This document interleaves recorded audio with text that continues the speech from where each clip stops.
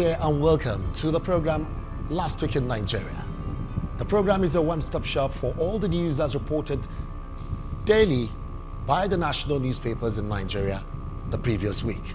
My name is Emmanuel Oriowo. Don't forget to follow us on all our social media handles at Last Week in Nigeria, which is our official handle on all social media platforms. We are on X, formerly Twitter, Instagram, TikTok, Facebook, and of course, you can reach us on our website, logging on to www.lastweekinnigeria.com.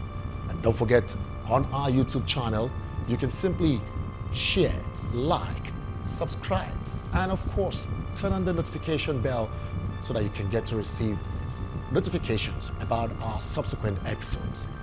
Last week in Nigeria, so many stories were reported after the celebration of the May 29, which was supposed to be the 1 year in office for us to hear Mr. President.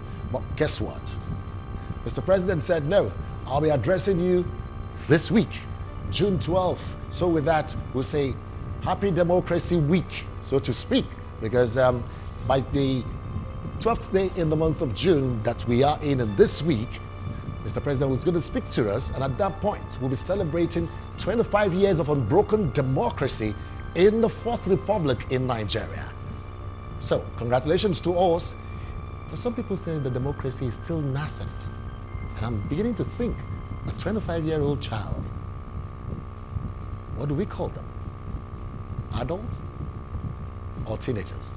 Of course, they can be teenagers. You stop being a teenager from 19. Our democracy is still nascent, that's the way they say. But well, here we are struggling in the Fourth Republic, 25 years of unbroken democracy. So it is Silver Jubilee celebration this week as we mark the Democracy Day, June 12. So let's begin with the stories that were reported last week in Nigeria. Last week in Nigeria, I want to say the FCT became agog all through the week, looking at the star boy now in the cabinet of Mr. President, talking about Barrister Nyesom Wike, who happened to engage all the front pages of the dailies, telling us about every road that were to be commissioned by Mr. President, marking 1 year in office. And on one of those occasions, Mr. President called Nyesom Wike WIW. What an acronym. Meaning, Wike is working. Well, and they were showcasing all manner of projects that were commissioned last week in Nigeria, marking 1 year in office. So all of this will culminate into what we'll be hearing from Mr. President come June 12, Democracy Day this week. Away from that now, let's begin what the stories were reported last week in Nigeria are all about. I want to begin with this one that This Day newspaper says. NLC-TUC adamant says strike goes on as negotiation with National Assembly fails. That was reported last week in Nigeria. The Nigerian Tribune on minimum wage, the heartless one, NASS leaders step in as AGF declares labor strike illegal. Yes, we had so much on the floor of the National Assembly about what the unions did concerning the strike that lasted for just a day, but well, that we were told cost Nigeria a lot of money. But on the floor of the National Assembly, they were telling us about the illegality of the unions switching or shutting down the national grid in terms of electricity provision. We had all of that last week in Nigeria, and let's see how it's going to unfold, because some of the National Assembly members were saying such should not go unpunished. And also talking about the minimum wage, we kept hearing last week in Nigeria, they were going back and forth. No, it's going to be 70,000, 75,000, no, 100, at a point 105,000 there. The Minister of Finance was also quoted to have suggested 105,000 naira. It's a proposal.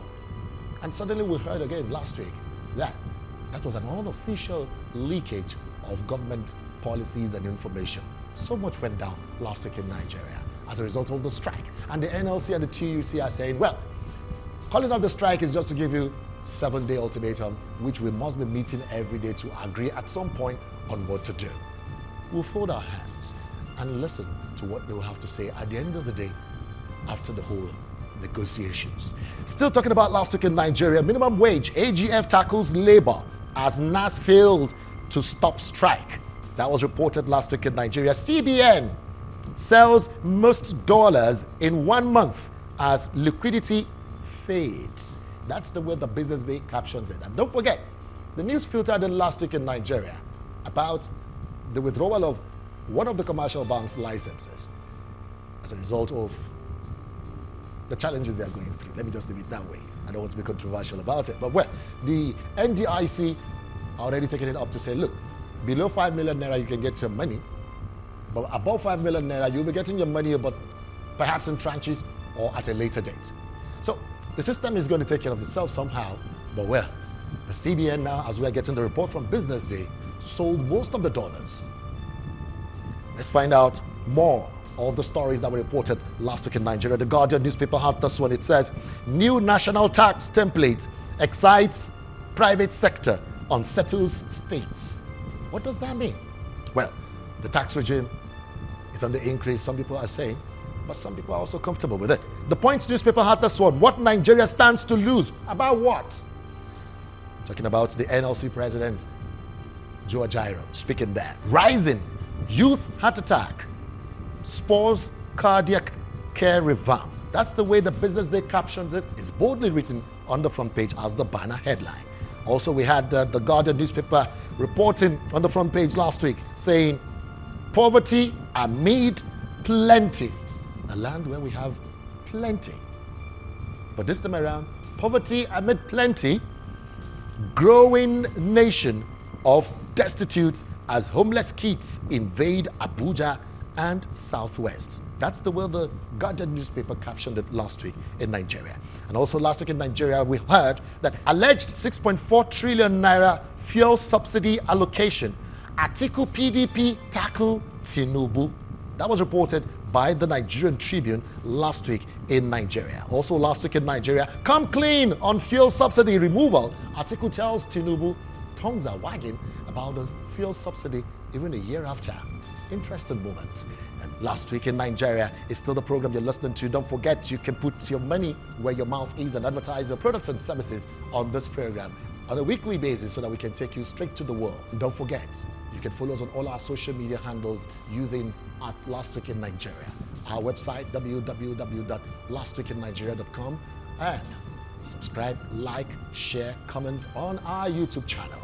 The New Telegraph brought us this story last week in Nigeria, and it says, FG's planned intervention to gulp 1.916 trillion naira, $245.6 million, and of course, 4.5 million pounds. That's according to a report as captioned by the New Telegraph newspaper last week in Nigeria. Well, the Vanguard newspaper broke this one on minimum wage last week in Nigeria. Labour gets restive as FG plays waiting game. What does that mean? We'll keep our arms folded. 3.3 billion US dollars loan for crude. Federal government gets 925 million US dollars lifeline as Naira trades for 1,481 Naira to a dollar. That was reported last week in Nigeria by the Punch newspaper. Also, like we heard, the president gave the finance minister 48 hours to submit a proposal, which I talked about earlier. And of course, he did, as the finance minister submits new minimum wage template to TINUBU on the instruction of Mr. President. And taking a cue from that, the Matrix newspaper said, new minimum wage, hope rises for Nigerian workers. Let's see. Perhaps the benchmark will be the same 105, which they call an unofficial leaked information. Or maybe they will make it official by agreeing to, I don't know, I can't speculate. TINUBU must come clean, says ATIKU. That's how the Daily News Hub captioned it last week in Nigeria. And we had the swan. On a sad note, bandits kill 7 policemen, 35 others in Zamfara, Katsina. That's the way the Daily Trust newspaper puts it. It happened at the twilight of last week in Nigeria. We have this one coming from Nature News. TINUBU reaffirms 25 million trees target by year 2030. That was reported last week in Nigeria. And the Triumph newspaper also brought this one. Dissolved Emirates pay homage to Emir Sanusi. What an intriguing headline there. the dissolved emirate paying homage to Emir Sanusi Lamido Sanusi, SLS. The Daily News Hub brought us this particular story last week. That was a story by El-Rufai as a governor versus Sanusi. And it says, things finally falling apart. Assembly swoops on ex-governor. Interesting moment. The Nigerian Tribune also had a similar story concerning the former Kaduna State governor, and it was also reported by virtually all the newspapers last week in Nigeria. But we have this one by the Daily Independent as reported last week in Nigeria, and it says, importers lose 200 billion naira to the two-day strike as freight forwarders. Away from that, let's bring you the sporting gist, and labor strike grounds Super Eagles from Uyo camp. And we also saw something about the late arrival of the Bafana guys, making them to sleep in Port Harcourt. That was also reported last week in Nigeria, considering the fact that we're supposed to play them. The Super Eagles are supposed to play them, and they had issues amid the strike. So many things happened concerning that strike, even affecting our sporting games. Lookman is it? Who's reporting this? It's on the front page of Punch Sports Extra. Lookman is it? We had so many stories, so many vibes coming concerning the star boy Lookman. And also the Sporting Sun reported last week in Nigeria, stranded Super Eagles stars finally hit the camp. That means we're good to run for the training in the camp, and that was reported by the Sporting Sun last week in Nigeria. Still talking about sport, as reported last week in Nigeria, Lookman Boniface to lead Super Eagles attack. Of course, we saw that happen.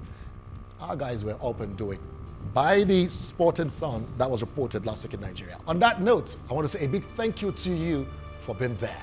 Kindly join me next week for a fresh episode of the program at Last Week in Nigeria.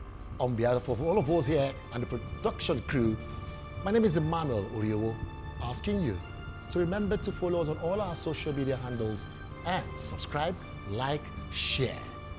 Peace out.